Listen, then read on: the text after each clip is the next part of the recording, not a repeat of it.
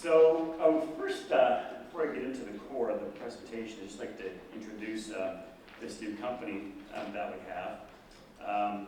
So Corteva is the agricultural sciences division of DowDuPont, and next year will be spun out as a standalone company. And Corteva, I get asked that a lot. What does that mean? Well, it's one of these constructed names. Cor means heart, cor, and teva is an ancient word meaning nature. And so that really speaks to the purpose of what the company will about. Will be unique in that we're only in agricultural sciences, really working with the plant sciences and agriculture chemistry to produce the technologies and bring products to market that can help improve the productivity of our agricultural food systems around the world. And any good organization has a good purpose, and the one that was constructed for Corteva is about to enrich the lives of those who produce and those who consume, ensuring progress for generations to come. I think the takeaway from that, maybe for yourself, really talks to our business really is primarily with production agriculture, but if we're going to be using a lot of science, it really means an engagement across the value chain. And so we're very mindful and very conscious about the need to engage across the value chain to help have those discussions and get into the constructive, difficult discussions, especially when you're working with things like GMOs, CRISPRs, gene editing, and all these other sciences. So as we know, agriculture and food production isn't really well understood by our society today. And so we want to make sure that we're doing our part to help steward that and help be part of that conversation. So that's who Corteva is.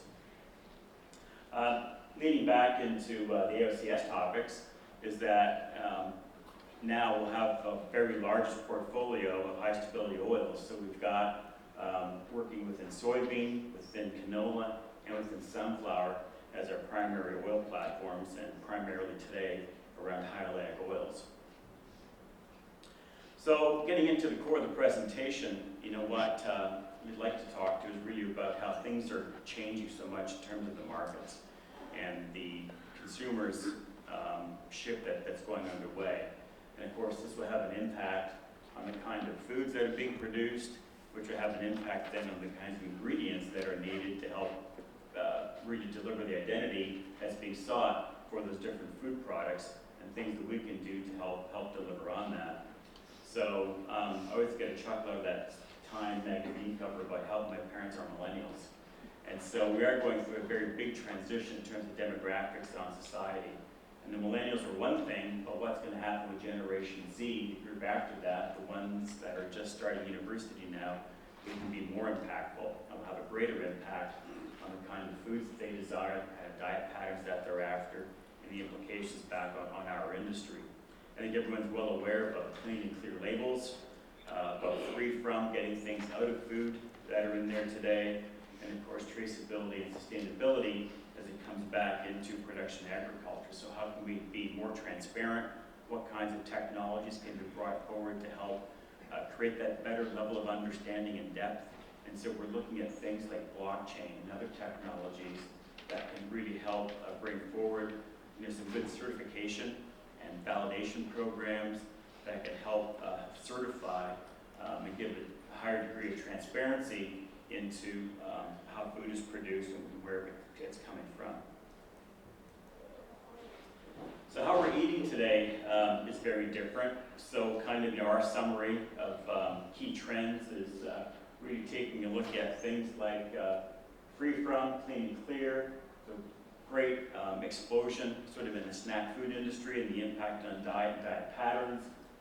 Everyone's complaining about having no money all the time, but there's a great continued focus around fragmentation and more premiumization, and of course plant-based foods are becoming more and more important, especially around the protein side of things. In terms of evolving health focus, probably greater attention being paid to digestive wellness, the microbiome, the implications of what that can do in terms of our health, and of course inflammation still continues to be an important element that people are paying greater attention to in terms of, say, chronic disease and other systems like that. And then looking at nutrients. It's good to hear we're going to begin to take a look at diet patterns versus specific ingredients. I think that's how we got in trouble in the first place. But generally, we know that there's a much greater interest around protein. We've had a complete reversal in the attitudes of the views towards fat. Sugar is under a lot of review because the implications tied back to obesity, etc. And then the quality of the carbohydrate in the diet, the good carbs and bad carbs.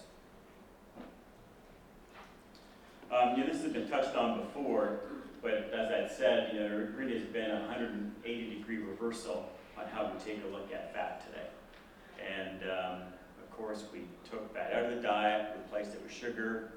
Many people talk that might be one of the real factors in terms of the obesity crisis that our society has today. But the essence of looking at it now is that the attention is really about the quality of the fat in the diet rather than the total fat in the diet. And for the first time in the 2015 dietary guidelines, we didn't have sort of an upper limit on fat consumption, but more attention to the kinds of fat that we're eating and trying to get good fats into the diet. And with saturated fat being the greater driver of risk in terms of cardiovascular disease and many other things, and continue to have focus on that. But of course, that seemed to got a bit lost with the rise of coconut oil. And so I just found the data point the other day where maybe science, good science, and sustained messaging is really getting through. We can see now that coconut oil is no longer a superfood. It's kind of falling off quite a bit. So its sales are off by 30% in 2015 from the 2015 high. And so hopefully better understanding what is a good fat and the reasons for consuming it are becoming better understood if we get sustained messaging around what good fats are and what a good diet pattern is. Consumers are really becoming, say, more segmented and maybe more structured in kind of their views towards food. And we're really looking at three main groups today. So looking at boomers, at the millennials, and at Generation Z. I was in a meeting the other week, and someone had said the boomers don't matter anymore. Well, the shock on all the boomers' faces was, how could that be? And really the comment was, the boomers at this point in their life, no one's really marketing to them anymore. You may be getting advertised to, but you're not getting marketed towards. It's pretty much how you eat and your diet pattern is pretty much set. But these new generations that are emerging, especially around Z and maybe to a lesser degree around the millennials, that's where the marketing effort is going to try and get them as customers for life. And as you can kind of read, there is a great difference in how the different generations take a look at food and really what they're seeking. The boomers, because of their concern about wanting to have a long life with higher quality, still great attention around foods that talk about weight, around cardiovascular health and digestive health. They've got the high spend on grocery shopping and on health and wellness products, and they eat out less. And interesting, not because of cost, but because the portion sizes are too large. And looking at millennials, the definition is probably less processed foods when you take a look at it, fewer artificial ingredients, a greater reliance on convenience and portability, not that brand loyal, and looking for experiences that balance convenience and quality. Generation Z is the group that's just going into university now, and this would be the largest sort of consumer cohort that far off into the distance. And this is where my kids were at. They're 18 and 19 years old, just starting university, finishing high school, and a very different approach to food. More fresh food, preparing more meals from scratch than previous generations. Of course, they're digital natives and much higher reliance on information technology, and therefore much greater sort of demand for transparency around ingredients and food safety. Much more willing to take a look at very different kinds of foods, ethnic foods, innovative foods. They value speed and digital engagement, but also seeking out social eating venues. So we'll build on this here a bit more as we go forward. Looking at the food service side, we've got, maybe hard to read, but close to half, looking at Generation Z and millennials, are going to restaurants 3 times or more a week. The definition of health is changing, and so what people take a look at as being a healthy food is different than what previous generations did. Much more on demand. This will have a huge impact in terms of being able to have foods that are prepared in a food service environment, produced in a grocerant, produced in a grocery store where people can take them home, meal delivery. So that's going to put more pressure, more demand on industrial kitchens around food service preparation. Excuse me. And the shift to snacking is probably the most fascinating thing. And with fewer and fewer people all the time eating 3 meals a day and much greater reliance upon snack food. We'll come back to that. This notion of clean and clear labels, we've got a third of all foods sales are now clean and clear, and looking at 52 weeks of data based on really through the course of 2017, the rise of organic categories rising 10% in consumption, the free from rising 8%, all natural claims rising by 8%, and nothing artificial rising by 4%. Something like 40% of consumers have switched brands for a cleaner label, and much more attention being paid back to sustainable farming. Of course, sustainable farming is not that well defined or understood, but it really sounds good, so therefore we got to be for it. Free from is strong and growing. We've got 15 million people that claim to have food allergies, and so that free from category is now in the range of $25 billion and growing at 5% a year.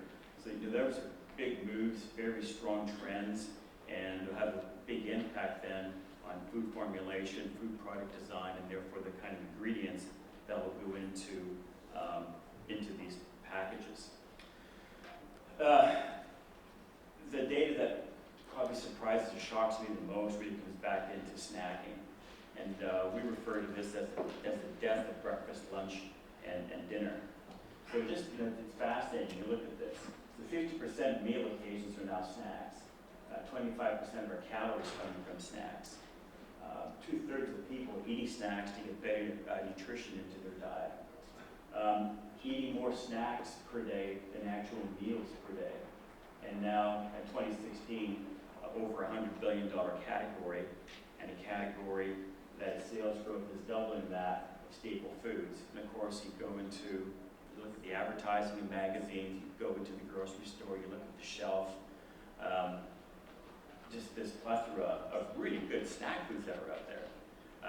And so people eating more at work, eating on the go. Most millennials or Generation Z are relying on handheld food versus a fork and a knife. And so that convenience, and he's seeking the quality and better health that goes with it are really important elements then of what people are looking for in terms of food looking forward. It'll be fascinating to see where this ends up. A greater reliance on C-stores, being able to shop there because of the convenience. It's having a tremendous impact then on the food industry and what's being designed in terms of food products of the future. And this is having an impact then on the kinds of oils that we consume. And so data going back to 1981. So what we've got here is the per capita consumption. This is food use only. Exclude biodiesel. This is the U.S. data.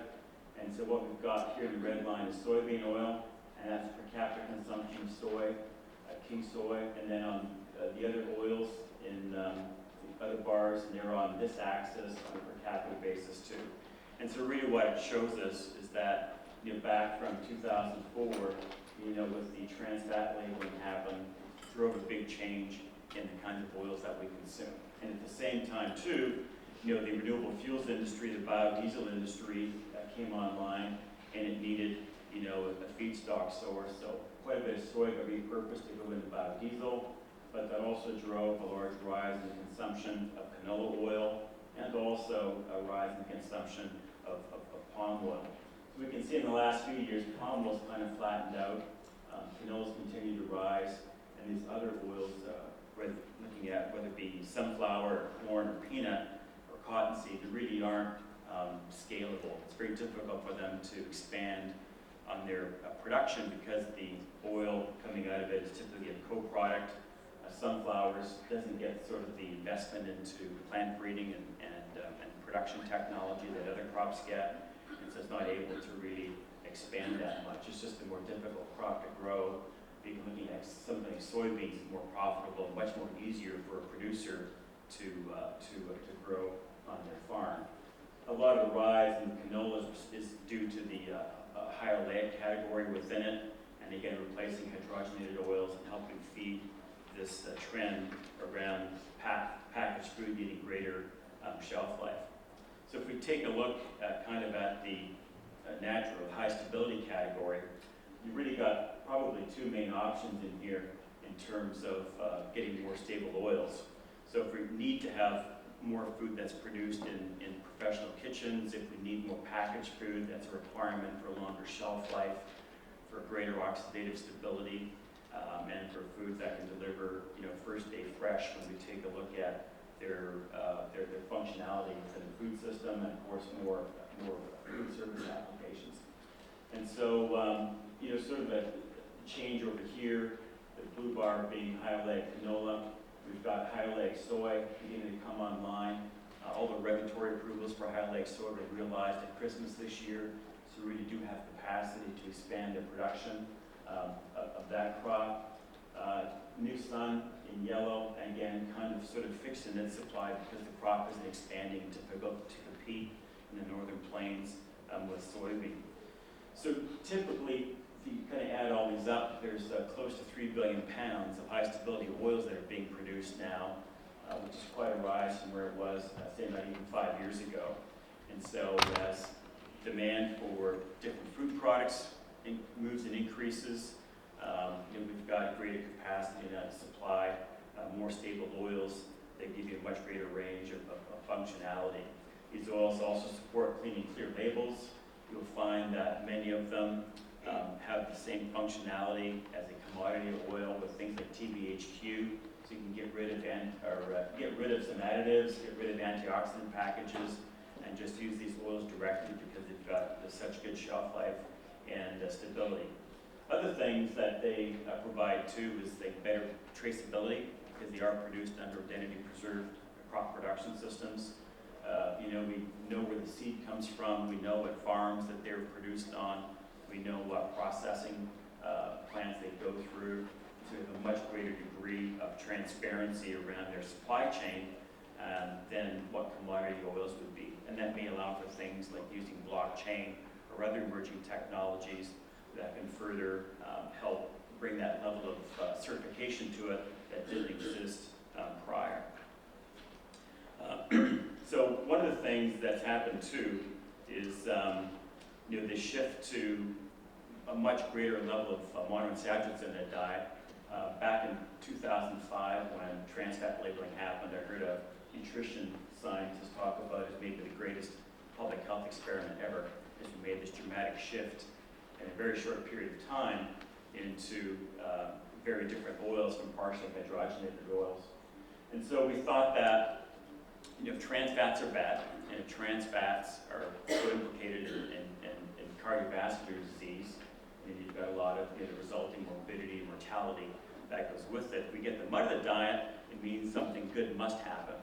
And there's lots of good studies now that begin to show that general levels of bad cholesterol have dropped, good cholesterol has risen, and as even a study in New York, they can attribute drops in cardiovascular disease because we've got trans fats out of the diet. And Carla talked earlier about getting saturates out of the diet. So we went to some health economists, John Colley at the University of Cornell. He's a very good health economist. He said they've got very good methodology to take a look at these diet substitutions and looking at the impact. So we asked him, if you reduce saturated fat by about 5%, by putting more monounsaturates into the diet for these different food applications, what would the implication be? So they calculated there would be about a 15% reduction in heart disease, and that would result in about a close to $26 billion per year savings in terms of direct healthcare costs. So a 10 million reduction in Medicare costs, 8 billion reduction in terms of private insurance costs, 2 billion directly back to consumers around their reduced cost, and Medicaid saving about close to $1.5 billion. And then saving AMers from, 0.6 to over $1 billion of direct productivity. So, you change the diet, you change our health, it's got to have an economic impact. And looking into the future, we get more and more concerned about the cost of healthcare and the implications of it. The oils within the diet, of course, can be a major element in that. So, fat's a third of our diet, it's probably not going to change. And if we have a greater focus on healthy fats, then there should be a beneficial outcome from that. And again, this study shows now that there also is a very powerful economic story that goes along with it. Looking forward, the pace of plant science is advancing rapidly. The ability to do things going forward are going to be fascinating as to what we can do. Continuing to use the tools of biotechnology, but being able to use things like gene editing to make faster, more precise changes within the plant genome to give us new functionalities. So, we've got high oleic canola today, and going forward is the opportunity to bring in things like a plant source of EPA and DHA, looking at saccharide reduction, looking at sunflower. We've got high oleic golden sunflower today. We're also about to bring out a very high oleic sunflower that's got be the first oil with zero saturated fat claim attached to it. And then looking at soybeans, we've got high oleic soybeans being able to ramp up now, and things like stearidonic acid going into the future as different functionalities that can come into play. And the things that may have some relevance are being looked at now. So I think the opportunity to further increase the functionality and the health benefits of these oils has probably never been more opportunistic than what we have looking into the future here. So thank you very much, and we'll be happy to take any questions.